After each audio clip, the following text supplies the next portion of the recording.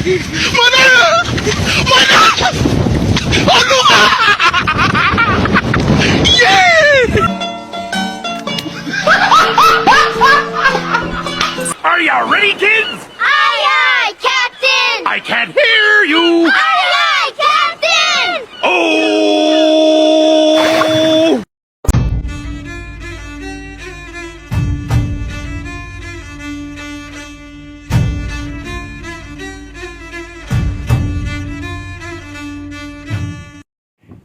Assalamualaikum. Waalaikumsalam. Halo Pak, silakan masuk Pak, silakan masuk. Silakan duduk Pak. Perkenalkan Pak, nama saya Gazi. Saya adalah petugas ahli gizi. Kalau boleh tahu nama Bapak siapa Pak? Nama saya Rehan Siregar. Rehan Siregar. Umurnya Pak? Umur saya 22. 22 tahun. Pekerjaan Bapak sehari-hari sebagai apa? Saya seorang satpam. Satpam. Jadi apa keluhan Bapak yang membawa Bapak mendatangi saya hari ini? Dari ini Pak, minggu ini saya mengalami di leher saya itu bengkak di daerah tenggorokan. Iya. Itu nyeri-nyeri dan membesar dan ada benjolan di tenggorokan itu. Dan kulit saya pun mulai kering dan pecah-pecah gitu. Terus saya mengalami kenaikan berat badan yang besar. Kenaikan berat badan? Oh, maksudnya kenaikan berat badan yang tidak jelas ya Pak? Iya. Oke. Kalau boleh tahu berat badan Bapak sebelumnya berapa Pak? Berat badan saya sebelumnya itu 50 kilo. 50 kilo. Kalau sekarang berapa berat badannya? Sekarang sudah 60 kilo Pak. Naik 60 kilo. Kalau boleh tahu kapan Bapak terakhir menimbangnya Pak? Terakhir nimbang itu Pak sekitar 2 hari yang lalu Pak. Berapa beratnya? Beratnya 60 kilo. Apa ada lagi gejala-gejala lain yang Bapak rasakan? Dan Ya. Kalau boleh tahu Pak, kebiasaan Bapak makanan sehari-hari gimana? kebiasaan makan saya Pak itu saya suka makanan-makanan yang pedas gitu Pak. Iya. Terus suka ngemil jajan yang berbahan ubi gitu Pak. Contohnya Pak? Contohnya kayak ubi rebus gitu Pak dan ubi yang digoreng yang di jalanan Pak. Oh, jajan-jajan SD gitu ya. Oh iya iya, telepela, telepela. Ada lagi Pak selain makanan itu yang Bapak konsumsi? Dan juga Pak, saya seminggu ini suka sering makan sayur-sayuran Pak. Apa contohnya Pak? Saya apa itu? Contohnya itu Pak kayak daun ubi, daun terong, dan labu juga Pak. Tapi pernah juga Pak.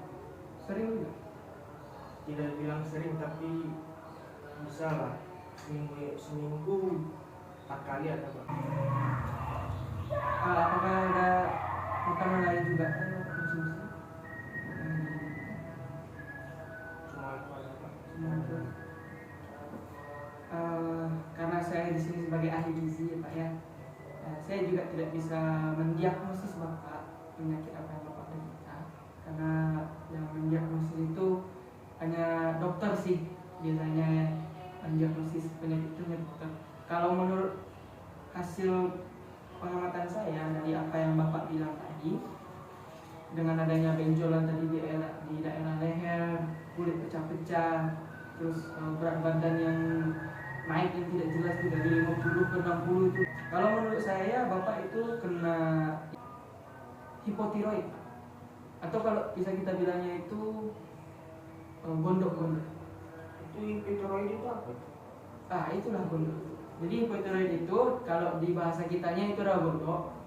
Jadi ini ada leaflet. Jadi hipotiroid itu adalah gangguan akibat kekurangan iodium. Jadi itu tuh kayak sekumpulan gejala yang timbul pada tubuh seseorang akibat kekurangan iodium secara terus-menerus di waktu yang lama. Nah, karena akibat kekurangan iodium tadi Pak, makanya itu Bapak ada benjolan itu di daerah leher, terus juga kulitnya pecah-pecah tadi kan, terus berat badan Bapak juga naik secara tidak jelas dari 50 ke 60 kilo. Kalau menurut pandangan saya itu akibat kurang yodium. Jadi penyebab utamanya itu apa?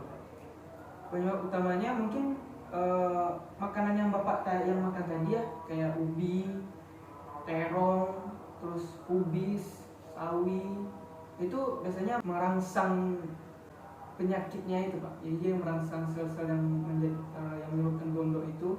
Nah itu makanan-makanan yang bapak konsumsi tadi itu adalah makanan yang merangsang. Ini tadi bapak yang sebut tadi kayak kol tadi, bapak juga sering makan ubi kan, ubi yang goreng-goreng, ada ubi kayu ini, ubi jalan, terus rebung juga pak, buncis, sawi, kol. Makan-makan kayak gitu tuh biasanya merangsang hipotiroid itu sih, karena makanya ada benjolan di daerah lain bapak. Nah, saya ada rekomendasi makanan pak di liver ini juga.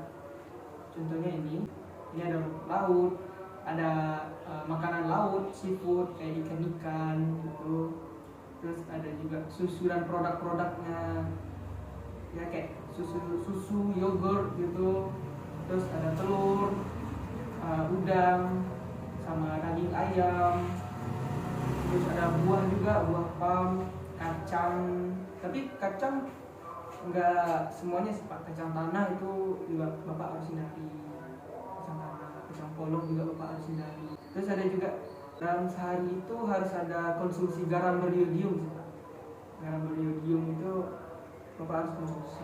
Kaki sapi itu juga banyak mengandung iodium atau bisa menunjang kebutuhan iodium bapak dalam sehari. Kalau untuk konsumsi garam beriodium itu pak dalam sehari, bapak jadi umurnya 22 ya. Jadi sekitar 150 mikrogram per harinya. Atau bisa dibilang sekitar 3-5 sendok teh.